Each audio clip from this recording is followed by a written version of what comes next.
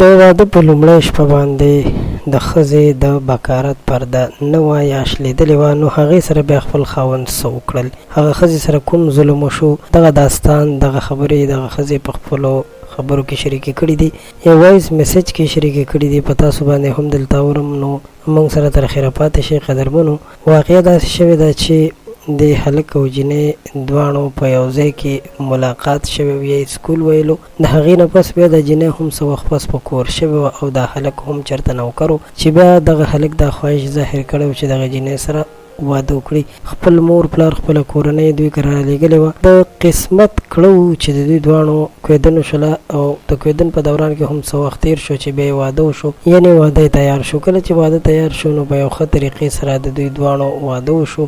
د واده په شپه باندې چې بیا کوم حالت مخې ته راغی، نو یقینا چې هغه حالت زړه دردونکی او هغه حالت داسې و چې کله د دوی دواړو هغه ګپ شپ او خبرې ختمې شولې او بیا دوی د کوروالي اړخ ته مایله شول، نو په دغه دوران کې هلک ته دا محسوسه شوله چې د مېرمنې نه مې وینه لاړه نه شوله. د دې نه پس یې ښځه رانیولې دومره یې وهلې ده چې هغه بېهوشه شوې. د بېهوشۍ په حالت کې بیا هسپتال ته رسولې ده، او د هسپتال ته رسولو نه پس دوی د هسپتال نه راغلي دي، او دغه هسپتال والاو ته یې د دې جینۍ د کور نمبر پرېښی چې هغوی پرې کله رابطه کړې ده. نو مور یې په منډه منډه ځان را رسولی دی او هسپتال کې خپلې لور دپاره حاضره شوې ده. نو بیا داسې وشول چې دغه کورنۍ دې جینۍ ته طلاق ورکړو. دغه جینۍ ته په دې وجه باندې طلاق میلاو شو چې د هغې د بکارت پرده نه وه. خو دغه جینۍ ډېره زیاته ښه جینۍ وه، پاکه جینۍ وه. خو دغه د بکارت پرده ډاکټران وایي چې دا لوی بیمارۍ سره، ډېر سفر سره، او یا ډېر پیغلتوب کې وخت تېرولو سره هم شلېدلی شي. نو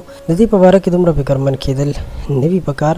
باقي پاتې شوله د هغه جینۍ خبره. نو هغې بیا بل ځای کې واده وکړو، او بیا یو خوشحاله ژوند تېرول شروع کړل، او د هغه عذاب نه الله پاک خلاصه کړه.